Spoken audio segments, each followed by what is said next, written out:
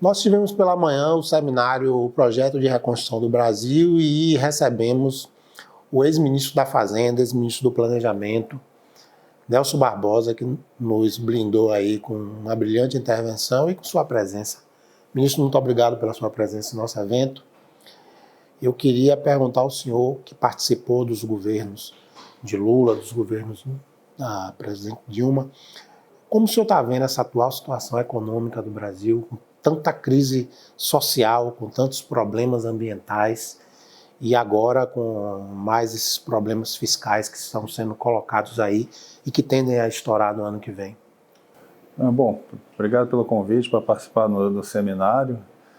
Infelizmente, a gente retrocedeu no tempo, né? A pobreza aumentou, o desemprego voltou ao nível que ele estava em 2016, mas com uma precarização da força de trabalho, né? Infelizmente, tem poucos trabalhos, poucas ofertas de trabalho com carteira assinada, né? Aumentou muito o emprego informal. O crescimento da economia foi muito afetado pela pandemia, mas depois da pandemia nós estamos crescendo ao ritmo de 1,5% ao ano em média, o que é insuficiente para gerar emprego para toda a população brasileira. Então a gente vai enfrentar agora um período de reconstrução, né? Tentar recuperar ganhos que ocorreram antes dessa década de crise, que a maioria das pessoas achavam que eram ganhos permanentes, mas infelizmente a gente viu que não, né? As conquistas sociais do início desse século, os governos Lula principalmente, várias delas estão colocadas em risco. O problema tem solução, né? O problema tem solução, só que vai requerer tempo para que você consiga de novo promover uma agenda de crescimento inclusivo para todos. Se o senhor tivesse que elencar assim, em escalas de prioridades, quais são as medidas que o senhor defenderia para o próximo governo, que a gente espera seja um governo responsável do ponto de vista social e econômico? A prioridade mais imediata, que a maioria das pessoas já vive isso no seu dia a dia, é reduzir a inflação. A inflação está alta, a gente teve uma redução pontual agora nos combustíveis, mas isso é porque se cortou o imposto, que ajuda, mas você não consegue cortar imposto todo mês, né? Você faz uma vez só e esse ganho já foi, está previsto que esse imposto vai voltar. A inflação de alimentos continua alta. Então a primeira prioridade é reduzir a inflação, que inclui uma ação do Banco Central no curto prazo, já está acontecendo, mas inclui também políticas de médio e longo prazo, para que o Brasil não sofra com esses choques que ocorrem em energia, alimentos. Você tem que investir mais na produção de energia, tem que investir mais em refinaria de petróleo, tem que investir mais em produção de alimentos, né? Segunda prioridade é combater a pobreza. Está ligado com a inflação, mas vai além disso, né? Reduzir a inflação vai ajudar a combater a pobreza, mas a pobreza não é só isso, é preciso também ter transferência de renda para as famílias em situação de maior pobreza. O governo atual acabou fazendo isso contra a vontade dele, que esse governo foi sempre contra dar um benefício de R$600, só fez isso de forma forçada, e agora esse benefício de R$600 está previsto para acabar em dezembro. Provavelmente ele vai ter que continuar mais um tempo, né, até que a economia melhore e as pessoas possam sair da pobreza por outros meios. E, em terceiro lugar, tem que gerar emprego. A gente tem que dar assistência, mas também tem que gerar emprego. E para gerar emprego no Brasil, a gente tem que voltar a investir. As empresas têm que voltar a investir, o que requer uma redução da incerteza, uma maior clareza de qual é a perspectiva da economia. E o governo tem que voltar a investir também. Investir em infraestrutura, investir em habitação, investir em saúde, investir em educação. Com isso você gera emprego. Tem outras coisas, mas essas são as imediatas, para melhorar a vida da população já no curto prazo. Uma reforma tributária, que é um pleito de diversos segmentos da sociedade, todo mundo fala em reforma tributária. Oposição, situação de um governo do outro, mas nunca se consegue fazer a reforma tributária. Pode contribuir, e se sim, qual tipo de reforma a gente precisa realizar no Brasil para ajudar nessa recuperação? Bom, a reforma tributária é um assunto difícil, não só no Brasil, em todo lugar do mundo. Porque tributação mexe com distribuição de renda. Então, normalmente você tem alguém pagando mais, outro pagando menos. Então, desde que existe tributo, sempre é difícil mexer. Mas o fato de a gente ter falado disso há muito tempo, ainda não ter conseguido fazer uma reforma boa, não quer dizer que a gente possa parar. Normalmente eu dou exemplo da inflação. Nós fizemos 6 planos de estabilização para controlar a inflação, até que o 7º deu certo, que foi o plano real.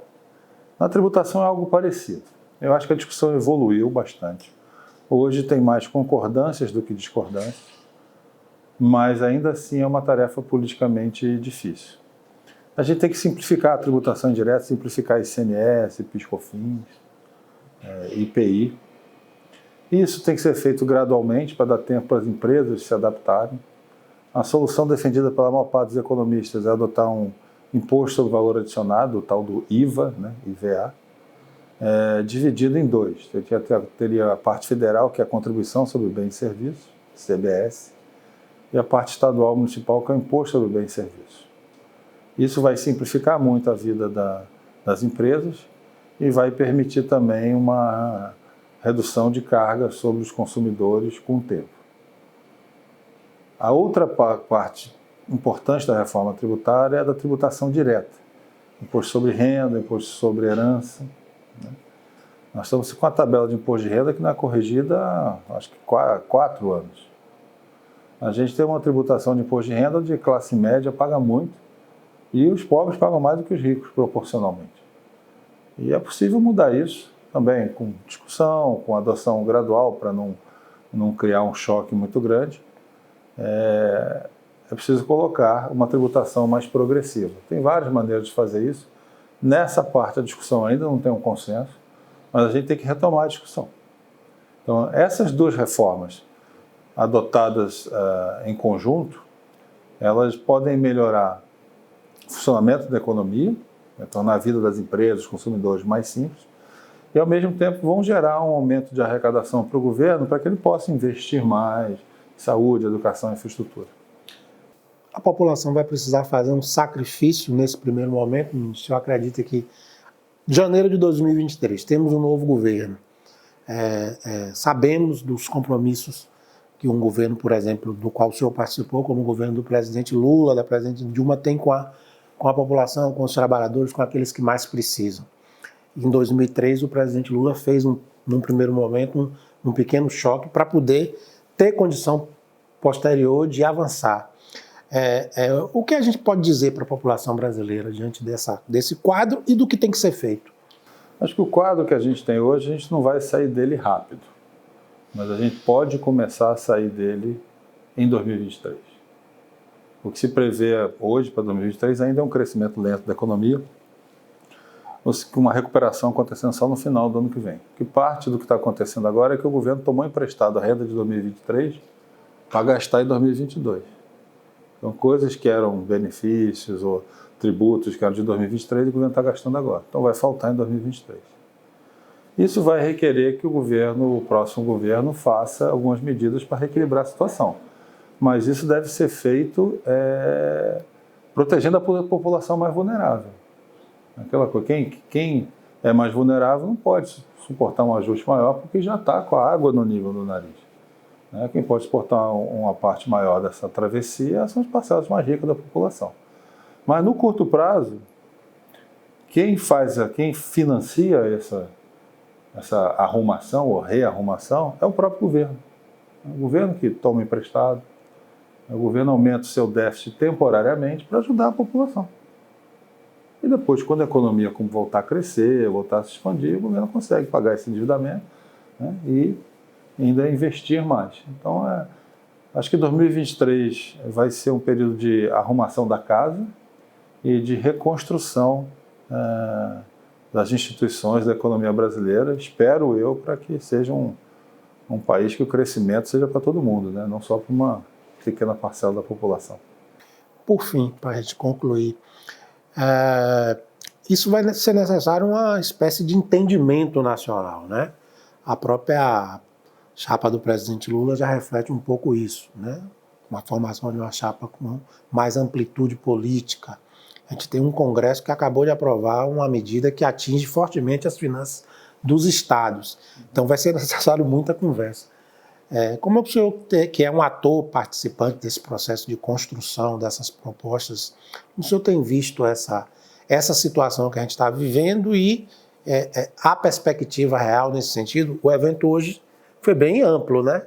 Reuniu banco, indústria, setores progressistas da política. O senhor espera que haverá esse clima para essa concertação?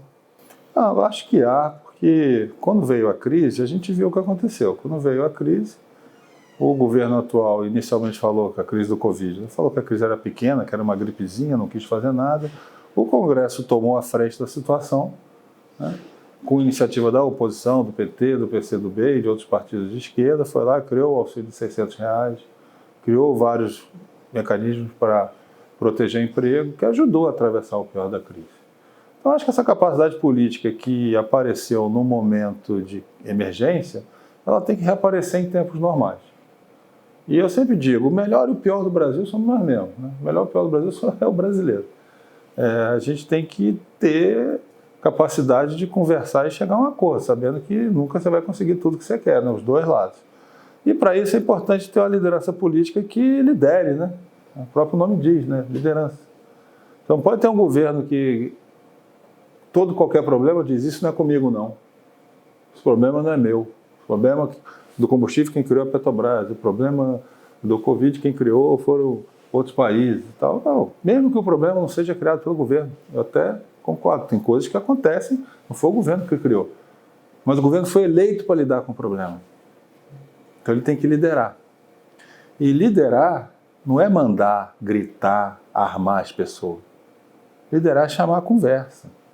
Liderar é justamente você poder trazer duas pessoas que têm uma discordância e tentar chegar a um acordo numa democracia. Acho que é isso que está faltando. Agora o brasileiro sabe fazer isso. Nós já fizemos no passado. Nós já saímos de uma ditadura militar. Nós já enfrentamos uma inflação enorme e conseguimos reduzir. Nós já fomos um país que tinha uma alta pobreza e um índice de fome elevado, conseguimos reduzir, agora voltou a crescer de novo. Nós vamos ter que fazer isso de novo. E a solução está toda dentro do Brasil. Felizmente, nossos problemas podem ser reduzidos com os recursos que a gente tem. A gente não está com problema em dólar, está faltando dólar. A gente não está com problema de faltar petróleo, faltar energia, de faltar produção de comida. A gente não tem uma restrição que nós economicamente foi uma restrição real, ou uma restrição financeira em moeda que a gente não concorda. Nós temos um problema dentro do Brasil que todos os mecanismos para resolver ele estão aqui. O que a gente não tem tido até agora é uma capacidade política de se entender. E aí o papel do governo federal é importante, o papel do presidente é importante, porque ele dá o exemplo. Se o presidente foge da raia, dizendo que nada é com ele, aí todo mundo vai cuidar da sua vida e fica essa bagunça que está hoje para isso. Se o presidente assume a sua responsabilidade, ele começa a promover a discussão e começa a promover o diálogo. Você imagina, você está morando num prédio, você bota um síndico, toda hora que você vai perguntar uma coisa para o síndico, ele vai falar, não, o problema não é meu. Para que você é síndico? Né? Em certas proporções, o governo federal tem esse papel também. Mesmo quando o problema aconteceu vindo de fora do prédio, é ele que tem que chamar todo mundo, discutir e ver como é que vai resolver. Então, eu acho que é possível. Nós já enfrentamos problemas maiores no passado. Agora, o desafio da nossa geração é enfrentar mais esse e resolver. Obrigado, ministro. Foi um prazer conversar com o senhor. Agradecendo mais uma vez a presença do ministro Nelson Barbosa em nosso evento, o Projeto de Reconstrução do Brasil.